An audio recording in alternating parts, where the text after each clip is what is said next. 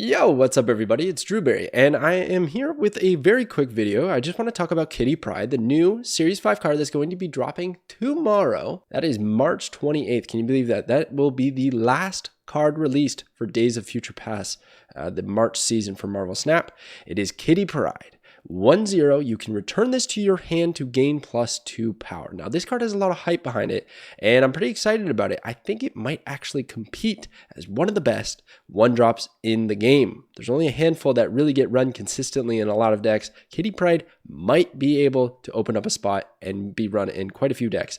But am I going to pick it up? I don't know, dude. It's so expensive in this game, and even as a content creator trying to get a lot of the bundles, doing all these things, I can't afford this stuff, man. I just picked up Negasonic Teenage Warhead, and there's a good shot that I won't even have enough tokens tomorrow, even if I wanted to. So probably not. I'm probably not going to pick up this card, but I'm excited about it. And there's more cards in the future that I'm really excited about. I also have a problem with the wording of this text. We're going to get into the mechanics. I'm going to break it down, how this card works based on the feedback and confirmation that the team has provided through Twitter and Discord. So we have some confirmation on how this card actually works, despite not having seen it yet. And I also have some deck lists and some synergistic cards to get to. So let's get to the mechanics first and talk about this card in detail. I know this is a bit wordy, but so I'm going to run through it pretty quick. But there's a few things to note about this card that are pretty impactful on its viability. Okay, so this can be returned to the hand and played each turn. The very first time I speculated about this card, that's how I thought it worked. A lot of people told me that wouldn't be the case, and it turns out it actually is, which is pretty interesting because when people told me it wouldn't work, I was like, oh, that makes sense. That makes sense. I don't know why I thought it could, but now I guess it does. So here's how you can envision it, okay? Here's the line of play that's kind of ideal for Kitty Pryde if you want to get the most out of her ability. You play her on turn 1. She's in the opening hand. Huzzah. That's great, okay? You're going to pull her back on the start of turn 2. It's now your turn. You can pull her back. Imagine like she's like shifting. I hope there's an animation, dude, to kind of give a tell. But some kind of animation, some kind of tell to let you know that you can pull the card back and then you can play her again. You're going to pay the toll. You're going to pay that energy cost once more, but you get to play her again. So then on the following turn, she's going to get that power buff. She's going to be essentially what you have paid is 2 energy for 2 power. Okay. And then on turn 3, you're going to pull her back and you're going to play her again. You're going to be 4 power. For turn 4, back and again. 6, 5, back and again. 8. But then on turn 6, you're going to play her and you can't have the opportunity to return her to the hand to get to 10 because, well, if you did that, then the game would end and you don't get that extra power. Now, maybe if Limbo's on the field, maybe if you played at Magic, but you know, those are maybes. We're not going to consider those in the average game. So there you go. You got an 8 power Kitty Pryde. What is the value behind that? I'm going to skip around here, okay? If played each turn 1 to 6, like I just said, you can get to 8 power, but also if played each turn, you spent 6 energy. 6 energy to get 8 power. Now, of course, I am not dismissing the fact that she synergizes with a lot of cards. We're talking like Angela getting those buffs like crazy because you're playing it over and over again.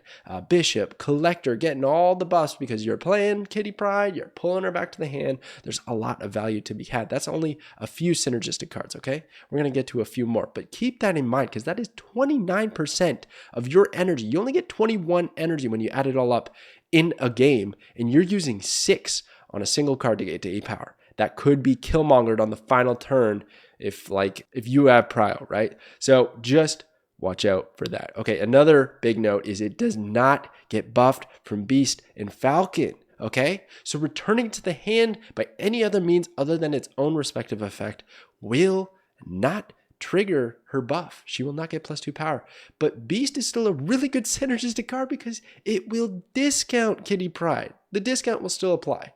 So then all those times that you play her, you know, she's always going to be 0. You'll pull her back to the hand, doesn't matter, she'll still be 0 for every consecutive turn. Now we've kind of gotten around that energy cost, that toll that you have to pay every turn. But that's a bit slow, right? Because you have to have her on the field, and you play Beast on turn 2 maybe. You got to hope you get both those cards.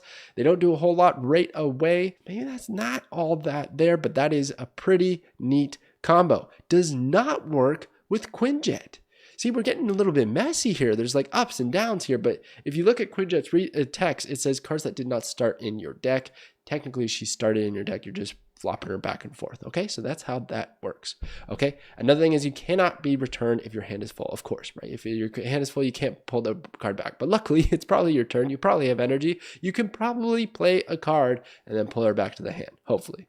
Okay, another thing is that it can dodge Killmonger. It can also get absolutely sniped by Killmonger, because if you pull her back to the hand and then they play Killmonger and they whiff, or if the turn you decide to play her, if you did play her in the very same turn you return to the hand, she gets destroyed by Killmonger, that sucks. But you can also dodge from your own Killmonger. So they actually work really well together, because normally it sucks when you play your one drop like Sunspot and then you Killmonger it later. Well, with Kitty Pryde, you can still buff it up, but you can dodge your own Killmonger and destroy your opponent's one cost stuff. So that's pretty nice.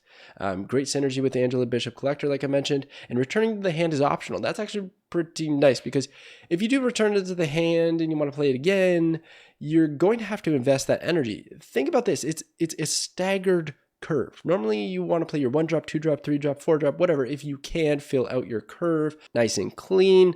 But with Kitty Pryde, she kind of messes that up, because now if you're going to play her multiple times, that's one energy chipping away at every single turn. Like the comparison would be Sunspot. Sunspot has, you can pass on turn 5 and get +5 power.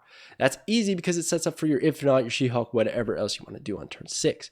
Whereas Kitty Pryde has a staggering decrease in energy. It's almost like, imagine Electro gave you -1 max energy per turn, right? In a way, but you could also get +2 power every turn. But is the payoff there? Like, that's going to be difficult to manage. I'm not saying it's bad. It's just going to be challenging to manage. And I think that's why she won't beat Sunspot in a lot of decks. But in the bounce aggro zoo decks, she'll make the cut. She's much faster, better tempo, more synergistic than Sunspot would be. And so I'm comparing the two because I find them relatively similar, and Sunspot is one of the more powerful 1-drops in the game right now. Okay, and then lastly, she costs 6,000 tokens. Guys, I am so tired of these cards costing 6,000 tokens and not enough means to get tokens. It's crazy. It's so slow. It drives me insane. That's why I want to bring it up every time, because I don't want people to forget that this needs to change at some point. I'm sure the player base isn't forgetting, but we just got to always bring awareness. I don't want to make it seem like this card, go get it, go buy it. Like, are you kidding me? It's so much money, dude. Save your money. Other more exciting things are going to come. Kitty Pryde looks really fun though. If you have the available tokens, that's where you can make that decision. But do not splurge crazy amounts of money to get gold, to get credits, to get tokens, right? Like, just don't do it for this one. It looks really fun though. It looks really fun. Okay, so let's look at some potential deck lists. Okay, so here's a bit of my theory crafting. So this is 3 decks that I kind of came up with.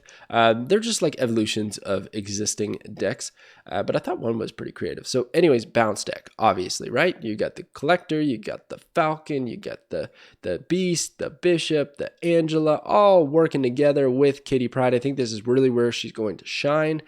She does this deck does fairly well on its own, but it can kind of be lackluster in power, I find, in my experience of playing it. You don't get to those power totals that you really wanted to get to. And then if you do, it's an easy read for a Shang-Chi often, if you get your Angela up there, your Collector or anything like that. But Kitty Pryde is a nice addition to this deck. It's just going to work so beautifully when you have Angela and Bishop out there and you're just pulling back Kitty Pryde every single time. It's also very cheap, so that the energy cost per turn doesn't hurt as much in a deck like this. Then you got Blue Marvel as a finisher to give a bunch of power. And I thought about armor straight up just to protect if any of those cards get over to Shang-Chi levels, but also to protect Kitty Pryde. You can keep bouncing her in the armor position and you're going to be happy days. Another synergistic card that I didn't put here is Lockjaw, actually. Not because you want to necessarily play her at the Lockjaw location. Like, there's no return. It doesn't trigger her effect. But if she happens to pop out of the Lockjaw cycle, you can pull her back to your hand and then play her there and again and do a cycle. That's pretty sweet. That's a nice cheap cycle for Lockjaw. So I feel like that could be pretty good. Maybe even make a Thanos deck. But the other deck I was thinking about is Galactus, the other big bad. I actually think this is so sneaky. So if you have Kitty Pryde there as your only card at the location, your opponent probably won't be thinking Galactus is coming down. But all of a sudden you pull Kitty Pryde back, you play Galactus, and bam, surprise Galactus play. I thought that could be a little bit sneaky. He really thrives on catching your opponent off guard, right? And then if you have Null in hand, or whatever else, it's GG's, easy win. So I thought that could be pretty spicy, okay? But obviously it's draw reliant. Anytime there is a Galactus deck, you gotta hope you draw the big bad, right? So that's a bit of a tricky one there. Then you have the shield deck. So this is all kind of similar to the bounce deck, but it's like more about having a big hand size, hand buffs, right? Having big hand size to get your Devil Dino all nice and buffed, okay? And then you got Maria Hill to do that, Nick Fury, Agent Coulson. This is actually a fairly relatively cheap deck at this point in time. Most of these are Series 3, so not too shabby. I even threw in the Carnage Nova combo. If anybody remembers, way back in beta, the 4 cards that were run together all the time were Moon Girl, Devil Dino, Nova, Carnage. And this actually still works relatively well, because if I can Moon Girl 2 dinos to my hand, I can play them on 5 and 6, right? But then also you have the flexibility of playing a Moon Girl to copy 2 Novas, and then you eat them up with Carnage to buff all of these, lower power cards on turn 6. That's actually a pretty nice play. And then of course Nick Fury to open up your options on turn 6 if you need that, or just put a bunch of cards in there to buff your dino. So I feel like that deck could do relatively well. It's a really fun deck to play because you get to play with all kinds of cards from the random generation, just kind of pivot your plays accordingly. But the randomness isn't the most competitive. So I actually think the top deck will end up being the most competitive. The middle deck could really catch people off guard, I think, if you have the cards. I know that's an expensive list right there. And then the shield deck is just really fun. So there you go. Those are 3 decks that I thought could be pretty fun with Kitty Pryde. But is she going to be the best 1-drop? All right, so are you going to pick up Kitty Pryde? Like, I'm giving her 3.5 stars, okay? If you have the available tokens, you're excited about bounce decks, and you're really excited about this card, then I think it's a worthwhile purchase.